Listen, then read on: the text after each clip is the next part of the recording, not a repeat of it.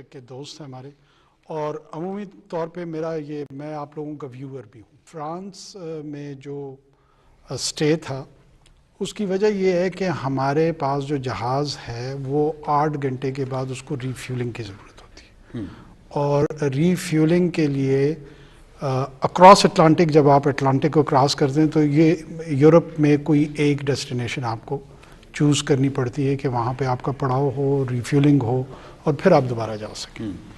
تو یہ اس کا حصہ تھا، نہ اس میں کوئی فرمائشی دعوت یا کھانا نہ ریسٹورنٹ، وہ مد نظر تھا اس فیصلے میں۔ بدقسمتی سے ہم ڈیجیٹل سپیس کے ایک ایسے دور میں رہ رہے ہیں جہاں پہ تہمت، حالانکہ اللہ نے اس کو بڑی سختی سے منع فرمایا۔ اس کا مطلب ہے کہ ڈیوائن جو اینٹیسپیشن تھی اس قسم کی عادات و اطوار کے لیے وہ صدیوں پہلے طے کر دی گئی تھی کہ انسان اس قسم کی ٹریٹس اپنائیں گے اور ایک دوسرے پہ بہتان اور تہمتیں باندھیں گے، لیکن بالعموم یہ ہمارے ایک سوشل بیہیویئر کا حصہ بنتا جا رہا ہے، اور اس کا میں شاید وکٹم ہوں، آپ وکٹم ہوں، کوئی اور صاحب وکٹم ہو۔ یہ ایک بڑی بیماری کی نشانی ہے۔ مجھے تو یہ موقع الحمدللہ آپ دوستوں کے ذریعے، دوسرے میڈیا کے ذریعے مل رہا ہے کہ میں اس کی کلیریفیکیشن کر پا رہا ہوں۔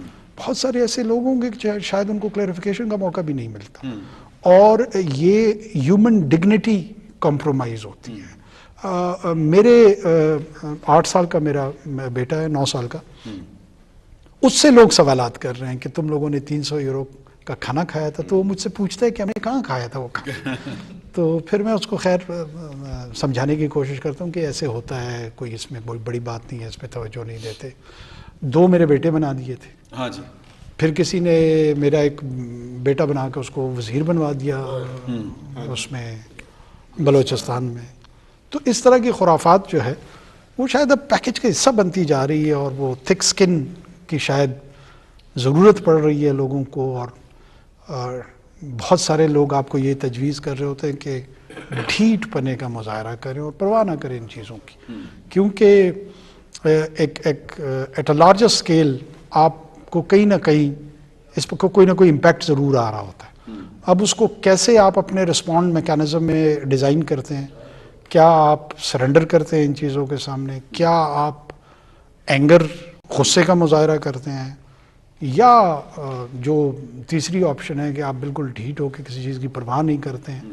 میرے خیال میں یہ تمام رسپانس کے جو چوائسیز ہیں نا وہ بہت زیادہ ہیلدی نہیں ہیں، کیونکہ جو کنسٹرکٹیو کرٹیسزم ہونی چاہیے نا، اگر آپ ڈھیٹ پنے کا مظاہرہ کریں گے تو آپ پھر اس سے محروم ہو جائیں گے، اس سے جو آپ نے مستفید ہونا تھا یا ہونا چاہیے تھا، اس رائٹ کو بھی یہ لوگوں کے کمپرومائز کر رہے ہیں۔ یہ نہیں ریئلائز کرتے ہیں کہ جو سوشل کنسٹرکٹ بننا ہے، جو معاشرے نے ایک اچھی شکل اختیار کرنی ہے، اس میں یہ آزادی رائے کے نام پہ خود رکاوٹ بننے جا رہے ہیں۔ پرائم منسٹر صاحب یہ فرمائیے گا کہ آپ جانتے ہیں اسرائیل اور فلسطین کے درمیان ایک بہت ہولناک قسم کا سلسلہ شروع ہو گیا ہے اور انسانیت سوز واقعات وہاں پر جنم لے رہے ہیں۔ اس پر پاکستان کی پالیسی کیا ہے، اور کیا آپ یہ سمجھتے ہیں کہ جنگ مسئلے کا حل ہے؟ دیکھیں، پاکستان کی جو پالیسی ہے وہ ایک تسلسل کا حصہ ہے۔ ایسا نہیں ہے کہ اب اس نگران حکومت کے دورانیے میں پاکستان کی مڈل ایسٹ کے حوالے سے یا فلسطین کے حوالے سے کوئی نئی پالیسی آ گئی۔ جو ریاست مسلسل ایک انسٹیٹیوشنل ارینجمنٹ کے تحت جو سٹانس کو سپورٹ کر رہی ہے، ہم اسی کا اعادہ بھی کر رہے ہیں اور اسی کی ریپیٹیشن بھی کر رہے ہیں۔ ظاہر ہے ہمارا ایک موقف ہے، اسرائیل کو ایک غاصب ریاست کے طور پہ جانا جاتا ہے، سمجھا جاتا ہے، جس کے ہم بھی دائیں ہیں، اور فلسطینی فریق جو ہے اس کو ہم مظلوم سمجھتے ہیں۔ یہ ظالم اور مظلوم کی جنگ ہے۔ یہ اسرائیل اور فلسطین سے زیادہ ان 2 قوموں کی ہے جو ایک کیفیت میں ہیں۔ دوسری جنگ عظیم کے دورانیے میں جو جیو ایز اے نیشن تھی، میں سمجھتا ہوں کہ وہ ہٹلر کے جرمنی میں وہ مظلومیت کی کیفیت میں تھی، اور وہ مظلومیت کی کیفیت سے نکل کے جب انہوں نے ایک غاصب ریاست کی زائنسٹ کی شکل میں کریشن کی طرف گئے تو وہی کیفیت تبدیل ہو گئی اور وہ ظالم کی کیفیت میں آ گئی، اور وہ مظلومیت کی جو کیفیت تھی وہ فلسطینیوں کی طرف آ گئی۔ اب اس میں جو سب سے بڑا فریق ہے وہ فلسطینی خود ہے. ہم یہ چاہیں گے یا ریاست کے طور پہ بھی، معاشرے کے طور پہ بھی، کہ پہلا right to decide about their political future lies with the Palestinians.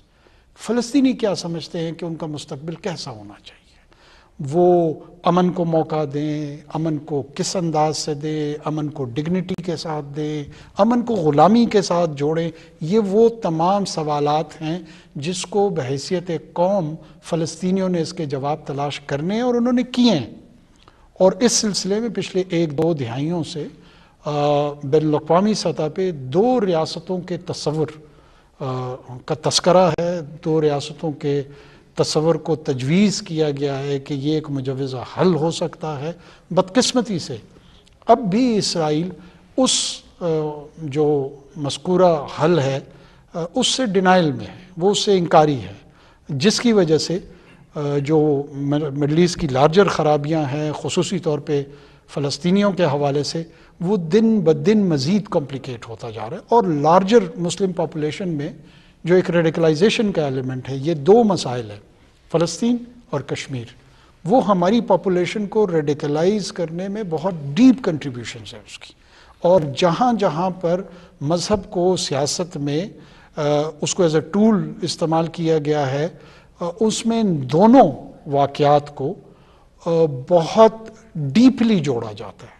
اور یہ لارجر گلوبل کمیونٹی کو جہاں پہ بھی وہ چاہتے ہیں کہ سویلائزیشنز ایک دوسرے کے ساتھ پیسفل کو ایگزسٹنس میں ہوں، اس میں ان دونوں مسائل کا حل جو ہے نا وہ ایک کلیدی اور بنیادی کردار رکھتا ہے. آپ نسبتاً کم عمر ہیں اور کیئر ٹیکر پرائم منسٹر ہیں، اور کیئر ٹیکر پرائم منسٹر کی حیثیت سے آپ you are supposed to be non partisan, آپ کسی سیاسی جماعت کے حامی یا مخالف نہیں ہیں. What about afterwards? آپ دوبارہ do you visualise your political career to continue will it be partisan? اور اس سینس میں کیا آپ کا یہ والا سٹنٹ ہے یہ جج نہیں کیا جائے گا؟ I am a political animal. اور جو آئیڈیا تھا کیئر ٹیکر کا کہ وہ ایک پولیٹیشین اس کو لیڈ کرے، وہ کوئزائی یا سیمی انداز میں پائے تکمیل تک پہنچ رہا. کیا اخلاقی طور پہ، قانونی طور پہ، آئینی طور پہ پوسٹ کیئر ٹیکر سٹنٹ مجھے اس بات کی اجازت ہے کہ میں کسی پولیٹیکل پلیٹ فارم سے، وہ کوئی ایگزسٹنگ سیاسی جماعت ہو سکتی ہے، کوئی نئی سیاسی جماعت ہو سکتی ہے، مجھے اس کی پارٹیسپیشن میں نہ کوئی اخلاقی قدغن نظر آ رہی ہے، نہ کوئی قانونی رکاوٹ نظر آ رہی ہے، نہ کوئی آئینی اس میں امپیڈمنٹ کو میں فورسی کر رہا ہوں. کیا مجھے کرنا چاہیے، نہیں کرنا چاہیے؟ میرے لیے بہت اسٹرانگ ٹیمپٹیشن ہوگی کہ میں اس کو ریزسٹ کروں اور نان پولیٹیکل رول اپنے لیے اپناؤں اور پالیٹکس کی پارٹیسپیٹری کردار جو اس کا ہے وہ نہ کروں. ڈیفینیٹلی میں اس ریٹائرمنٹ کے بعد بھی یا پارلیمان میں یا پارلیمان سے ہٹ کے سیاسی کردار میں اپنے لیے ضرور دیکھتا ہوں. ہو سکتا ہے میں کسی سیاسی جماعت کا عہدیدار ہوں، ضروری نہیں کہ میں پارلیمان کا رکن ہوں تو تبھی میرا کوئی سیاسی کردار ہوگا. میرے خیال میں تو پولیٹیکل اوپینین کو شیپ کرنا کسی بھی سیاستدان کی سب سے بڑی ذمہ داری ہے. میرا بطور سیاستدان میں یہ انویزج نہیں کرتا ہوں کہ میں اچھی سڑکیں بنواؤں یا اچھے اسپتال بنواؤں یا اچھے اسکول بنواؤں. یہ تمام کا تمام کام جو ہے نا، جو گورننس سٹرکچر ہے ریاست کا، وہ ان کو کرنا چاہیے. ہمارا پہلا کام یہ ہے کہ ہم پالیسی فارمولیشن پہ جائیں اور جو اوپینین میکنگ ہے سوسائٹی کے اندر اس میں ہم لیڈ رول ادا کریں. تو وہ کردار میں اپنے لیے ضرور انویزج کرتا ہوں کہ I'll be part and parcel of Pakistan's political system. مجھے آپ کا یہ جواب سن کے بہت خوشی اس لیے ہو رہی ہے کہ آج کل کہیں کہیں سے ہمیں ایک آواز آتی ہے کہ میں سیاست چھوڑ رہا ہوں یا سیاست چھوڑ رہی ہوں. میں سن کے اور پڑھ کے تھوڑا سا ہنستا بھی ہوں. کوئی ذمہ دار شہری سیاست چھوڑ نہیں سکتا.